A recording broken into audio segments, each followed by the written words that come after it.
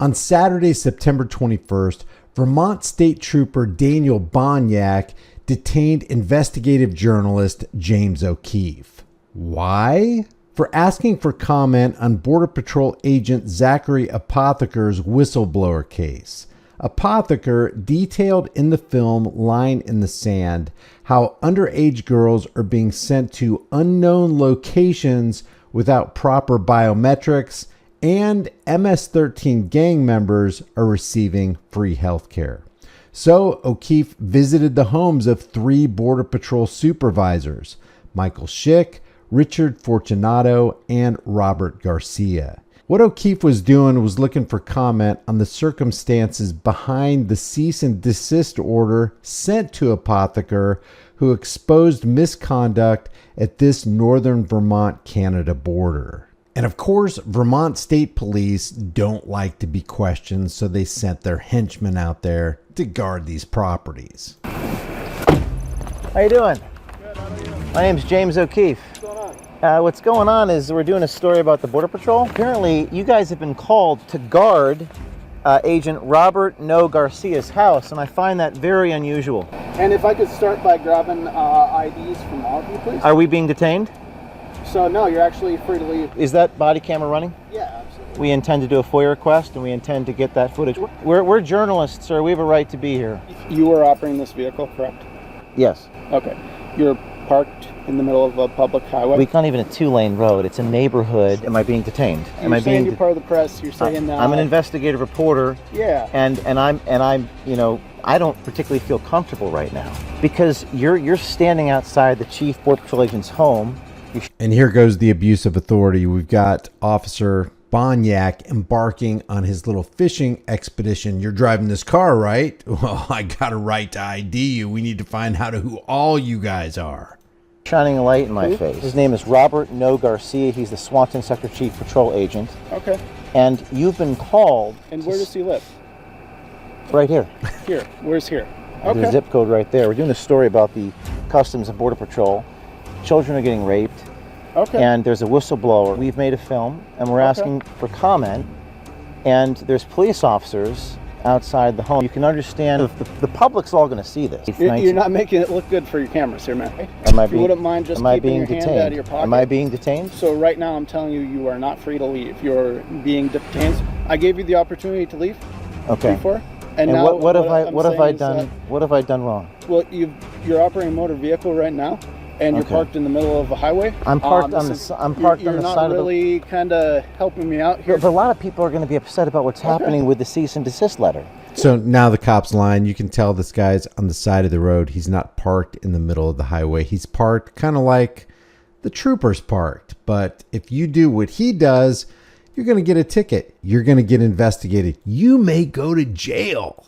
I'm just trying to do my job, which is an investigative reporter. That's understandable. And I feel like I'm the one under investigation. Do you happen to have an ID on you? I do, but you told me not to reach into my pocket, so I'm a little concerned. This is paperwork issued to you, James O'Keefe. This is prohibiting you from being on the property. We are in dangerous times when they call the state police on journalists to ask questions of the press.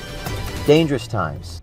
The Border Patrol agent who blew the whistle on the Border Patrol in our film, Line in the Sand, has been sent a cease and desist letter. The cease and desist letter states, "You are the subject of allegations of misconduct and you are not authorized to speak to the press in uniform." So he blows the whistle on police interdepartmental misconduct, and then he gets sent a letter saying that he's the one who's engaging in misconduct. But a lot of people are going to be upset about what's happening with the cease and desist letter. Zachary Apotheker in the film makes very detailed claims. He says underage girls are being sent to unknown locations, not getting proper biometrics, and MS-13 gang members are getting free health care. He's stationed up in the Swanton sector, which is the north portion of Vermont along the Canadian border. He says the border is overrun. Our investigation led us to Vermont, where we caught up with Zach's official supervisors for comment. First, Michael Schick, U.S. Border Patrol Station Chief for Zach.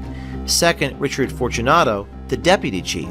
And finally, Robert Garcia, the Section Chief. First, at Michael Schick's house, he denied his identity. Are you Michael? This is the Border Patrol agent. Are you Michael Schick? Yes, you are. That's your picture, isn't it? Got into his ATV just to drive it up the driveway a few feet. Cops doing what they do best, obstructing justice and lying. The people who should, this is pitiful, because the people who should be conducting this investigation are the cops who are supposed to be there to protect and serve. Instead, journalists have to come out and ask these questions, and then the police departments get all defensive about it.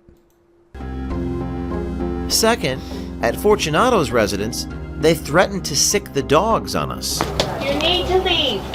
Rich, Call the police. Get off my porch. we'd like to speak to your husband. Let my dog out. Okay, that was Richard Fortunato's person telling us that she's going to let the dogs out. Who let the dogs out? Woof, woof.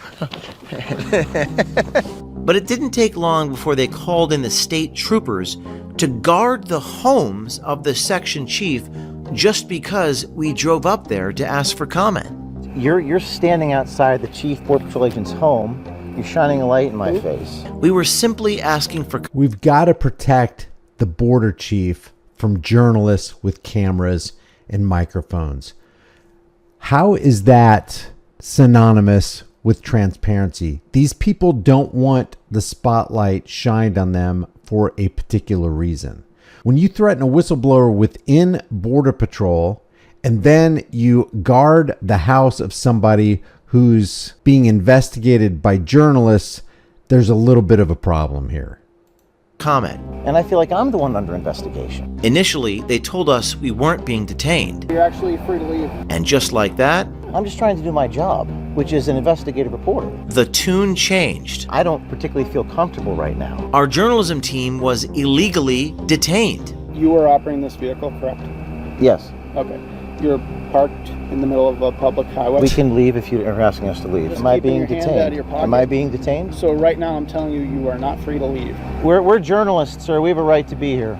And when we arrived at Garcia's house, we spotted a state trooper right there waiting for our arrival. There's another police officer arriving. There's two police officers arriving. So is it a mere coincidence that every one of these Border Patrol agents, including the border chiefs, are getting their houses immediately protected after being investigated, after being asked questions? Is it a coincidence that they're calling on the troops not to protect from property damage, not to protect from a prowler, but to protect their commanding officers from a journalist with a camera and a microphone? They had apparently called the Vermont state troopers to all of the Border Patrol agents' homes in northern Vermont on that Saturday night. I am James O'Keefe. Yeah, I've seen some of your stuff. Hi, nice to see you. Yeah. Hi. Bridge up to Vermont. This is paperwork issued to you, James O'Keefe. This is prohibiting you from being on the property. All of this, we got notice for trespass here, notice against trespass. I never trespassed, never set foot in the guy's property. Because journalists were doing the most basic function of their job. You're hereby notified pursuant to 13 VSA 3705A1 not to enter upon or remain on the property lawfully possessed by Robert Fortunato. This right here is Robert Garcia. You're hereby notified, same thing from Michael Schick. Every single one of them had the state police issue a trespass warning for asking questions. Asking questions. We are in dangerous times when they call the state police on journalists to ask questions of the press. Dangerous times. So this is second verse, same as the first. This is always what we see out of local, state, and federal police. They don't want transparency. They don't want the light of journalism to shine on them. They don't want to answer questions. They want to just obscure, they want to lie, and they want to threaten. And if that's happening in Vermont, what's happening at the southern border? What's happening to the other border states in the north and in the south? I mean, they make it look like they're in on the disappearance of these little children, and it makes it look like they're in on offering protections to MS-13. Leave your thoughts about this for the world and the global thought police in the comments section below. If you haven't done so already, subscribe to the channel, hit the bell notification icon, give it a thumbs up, share it with everybody you know. Don't forget to subscribe to my email list through my website, highimpactflix.com. Also, subscribe to my brand new channel called The Disturbing Illusion, where we expose the left versus right paradigm dog and pony show under the WWE Clown Show, Washington's District of Criminals, Big Top. I will see you in the next video.